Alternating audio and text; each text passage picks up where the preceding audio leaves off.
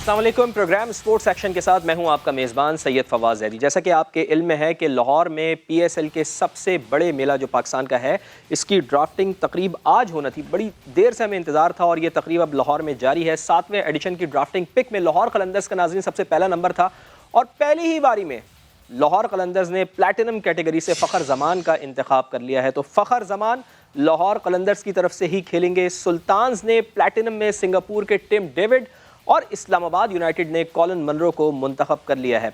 Karachi Kings ने platinum category में Chris Jordan का इंतखाब किया है, जबकि पेशावर ज़ल्मी की अगर बात की जाए तो पेशावर ज़ल्मी ने प्लैटिनम कैटेगरी में ज़बरदस्त प्लेयर हैं, हज़रतुल्लाह ज़ज़ई हार्ड हिटर हैं बहुत ज़्यादा, उनको मुंतखब किया है। तो हज़रतुल्लाह ज़ज़ई इस दफ़ा हम देखेंगे कि पेशावर ज़ल्मी की तरफ से वो खेलेंगे। इसी तरह कोयटा ग्लैडिएटर्स ने प्लैटिनम में जैसन रॉय को टीम का हिस्सा बनाया है। इसके साथ साथ अगर आज की तकरीब की बात करें तो चेयरमैन पीसीबी रमीज़ राजा ने भी तकरीब से खिताब किया है। उसमें उनका कहना था कि ख्वाहिश है कि हमारे सिस्टम को टैलेंट लीग के जरिए सामने आए, फ्रेंचाइज ओनर लीडरशिप के ऊपर ध्यान दें, हर साल पीएसएल और बड़े से बड़ा बनाने की कोशिश की जाएगी। रमीज़ राजा का ड्रॉप इन पिचेस बनाने पर उन्होंने ये जोर भी दिया है कि ड्रॉप इन पिचेस बनाई जाएंगी। 37 करोड़ की 2 पिचेस का मुआहदा भी उन्होंने कहा है कि तय पा गया है। तो ये पाकिस्तान के लिए बहुत अच्छी खबर है, पाकिस्तान की क्रिकेट के लिए बहुत अच्छी खबर है। लाहौर में इस वक्त ये तकरीब जारी है। कौन कौन से खिलाड़ियों को मजीद पिक किया गया है, हमारे नुमाइंदे कादिर ख्वाजा जो हमें मुसलसल सबसे पहले आगाह रखते हैं, उनकी जानिब चलते हैं। तो कादिर ख्वाजा, मुझे सबसे पहले जो इंतज़ार है वो कामरान अकमल का है। कामरान अकमल को अभी तक क्या किसी ने पिक किया है? इसके साथ साथ इमामुल हक को क्या किसी ने पिक किया है? और दीगर कौन कौन से खिलाड़ी किस किस टीम को प्यारे हुए हैं? देखिए, सबसे पहले तो आज जो नेशनल हाई परफॉर्मेंस सेंटर के बॉब वुलमर एकेडमी में पाकिस्तान सुपर लीग सीज़न 7 की जो ड्राफ्टिंग तकरीब थी वो 4 बजे शाम को शुरू हुई। उसके बाद तमाम जो गेस्ट हैं उनके आने का सिलसिला शुरू हुआ। सबसे बड़ी बात जो आपने की है, कामरान अकमल और इमामुल हक की दोनों गोल्ड कैटेगरी में थे और दोनों को ही किसी फ्रेंचाइज ने अभी तक पिक नहीं किया। हो सकता है कि सप्लीमेंट्री में उनको पिक कर लिया जाए। क्रिस गेल भी मिस है इस मरतबा और बड़े बड़े नाम जो पावर हिटर हैं वेस्ट इंडीज़ की तरफ से वो भी इस मरतबा काफ़ी मिस दिखाई दे रहे हैं और फ्रेंचाइजेस ने जो रिटेंशन की है उससे सिर्फ बाकी जो अगर देखा जाए तो अगर मैं बताऊं को तो पाकिस्तान सुपर लीग की जो फ्रेंचाइज है लाहौर कलंदर, उसने जब रिटेंशन की थी तो उसने अपने जो बाकी प्लेयर्स थे प्लैटिनम कैटेगरी के वो सेव किए और एक प्लेयर को रिलीज़ कर दिया, क्योंकि 8 प्लेयर्स को रिटेंशन में रखना होता है एक फ्रेंचाइज ने। तो फ़खर जमान को उन्होंने पिक में दोबारा प्लैटिनम कैटेगरी की उनकी फर्स्ट पिक थी और फ़खर को रिलीज़ करके उन्होंने दोबारा पिक कर लिया। इसलिए मुल्तान सुल्तान्स जो हैं उन्होंने प्लैटिनम कैटेगरी में गोल्ड कैटेगरी के टिम डेविड को वाइल्ड कार्ड एंट्री के जरिए जो है उसको पिक किया। कराची किंग्स ने प्लैटिनम कैटेगरी में क्रिस जॉर्डन को, इस्लामाबाद यूनाइटेड ने प्लैटिनम कैटेगरी में कॉलिन मुनरो को और इसी के साथ साथ कोयटा ग्लैडिएटर्स ने प्लैटिनम कैटेगरी के लिए इंग्लैंड के जैसन रॉय को पिक किया। डेविन स्मिथ जो हैं वो डायमंड कैटेगरी में मुल्तान सुल्तान्स ने पिक किए। लेविस ग्रेगरी को डायमंड कैटेगरी में कराची किंग्स ने पिक किया। कोयटा ग्लैडिएटर्स ने जेम्स फॉल्कन्स को पिक किया और इस्लामाबाद यूनाइटेड ने डायमंड कैटेगरी में। ये मुझे समझ में नहीं आ रहा कादिर ख्वाजा कि जब फ़खर जमान को लाहौर कलंदर्स ने पिक करना था तो फिर उनको छोड़ा क्यों था? फिर देखिए, मैं आपको पहले मैं बताया कि 8 खिलाड़ियों को रिटेंशन में रखना होता है, तो उन्होंने अपना जो बाकी चीज़ें थी वो देखनी थी। 2 प्लैटिनम के थे, 2 डायमंड के थे, 2 सिल्वर के, गोल्ड के। इसी तरह रिटेंशन प्रोग्राम में 8 एक फ्रेंचाइज को रूल के मुताबिक, पाकिस्तान सुपर लीग के जो रूल है उसके मुताबिक 8 जो खिलाड़ी हैं उनको रिटेन करना होता है।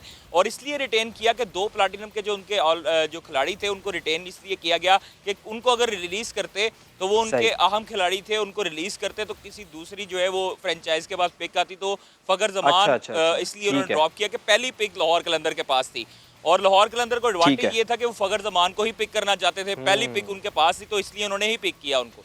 ठीक है, कादिर ख्वाजा मेरे साथ ही मौजूद रहिएगा। लेकिन तकरीब में चेयरमैन पीसीबी रमीज़ राजा ने भी बड़ी खुशखबरी सुना दी है, तो नाजरीन को वो भी मैं बता दूं, फिर आपकी जानिब दोबारा आता हूं। वो ये कह रहे हैं कि कराची और लाहौर में एक ड्रॉप इन पिचेस लगाई जाएंगी। इन 2 पिचेस की लागत तकरीबन 37 करोड़ रुपए। नाजरीन, जो बिजनेसमैन है आरिफ हबीब, वो इन पिचेस को स्पॉन्सर कर रहे हैं। क्या उनका कहना है, सुन लीजिए। तो रमीज़ राजा बता रहे थे ड्रॉप इन पिचेस के बारे में। तो कादिर ख्वाजा ये बताएं कि पाकिस्तान क्रिकेट के लिए ये कितनी बड़ी खबर है कि ड्रॉप इन पिचेस पाकिस्तान आ रही हैं 37 करोड़ रुपए की लागत से।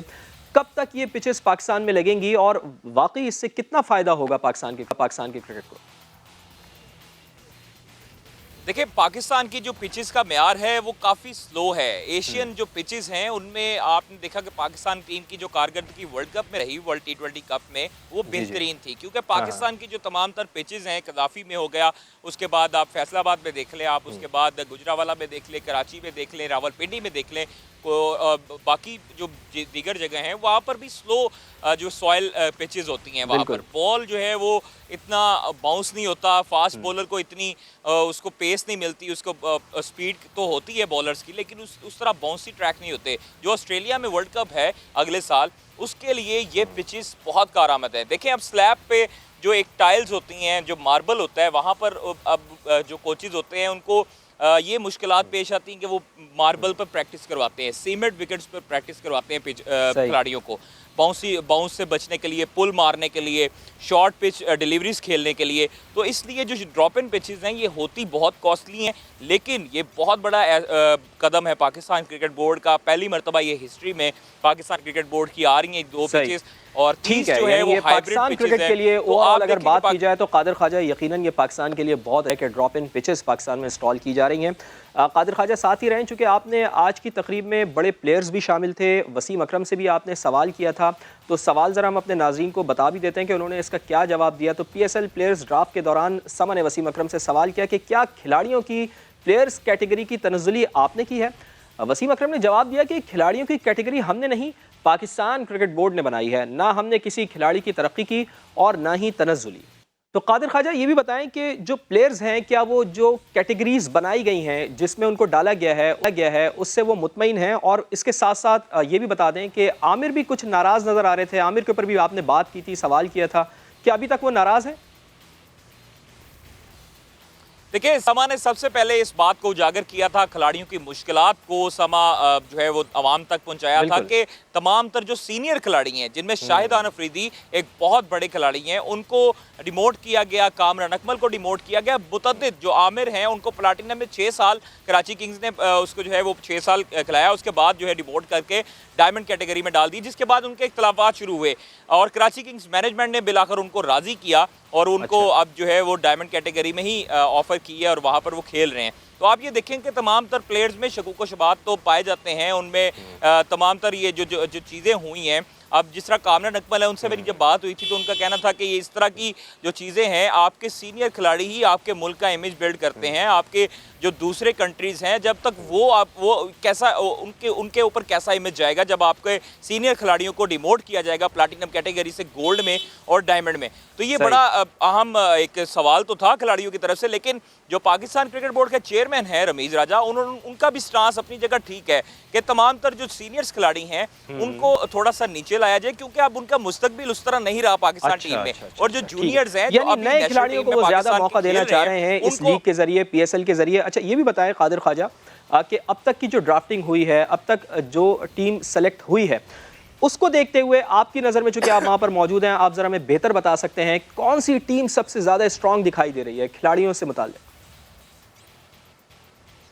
देखिए, खिलाड़ियों से मुतल्लिक तो नो डाउट कि डिफेंडिंग चैंपियन मुल्तान सुल्तान्स ने जो पिक्स की हैं वो बहुत अच्छी की हैं। उसके बाद कराची किंग्स बड़ा अच्छा पलड़ा है और ख़ासतौर पे पेशावर ज़ल्मी ने जो हज़रतुल्लाह ज़ाज़ई लिया है वो बड़ा एक हार्ड हिटर है और वन मैन आर्मी है, पूरी टीम को जो है वो साथ लेकर चलता है। मैच का पासा पलट सकते हैं। आप देखें कि पुराने प्लेयर्स, बिल्कुल पुराने प्लेयर्स को भी शामिल किया गया, जिस तरह सुहेल तनवीर है। और ख़ास तौर पर जो हुसूसी बात है वो ये है कि 2 साल के बाद छोटे उमर अकमल की जो एंट्री हुई है वो देखने के काबिल है। और उमर अकमल जो है वो 2 साल के बाद PSL में वापस जगमगाएंगे। और 2 साल में आपको पता है कि उनके ऊपर केस हो गया था, उसकी इंक्वायरीज थी, फिर उसके बाद केस जो है वो आलमी सालसी अदालत में गया खेलों की, वहाँ पर केस जो है वो हार गया PCB, लेकिन उनको जुर्माना अदा करना पड़ा।